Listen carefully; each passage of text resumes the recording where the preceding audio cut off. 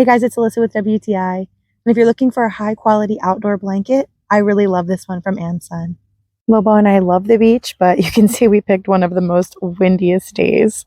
So I had to resort to burying this blanket's corners in the sand. And so that made me really happy that this is sand resistant. You can see that it brushes very easily off the blanket, even this wet sand, which is great for us because Lobo's favorite activity at the beach is digging in the sand right next to and on top of my blanket.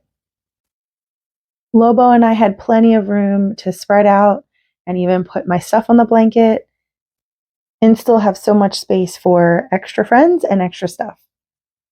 The opening in the middle makes it really easy to set up your blanket right underneath of your umbrella so that everybody gets to share that shade and you don't have to put the blanket to one side or the other. And this blanket is also great for on the grass if you want to do a picnic.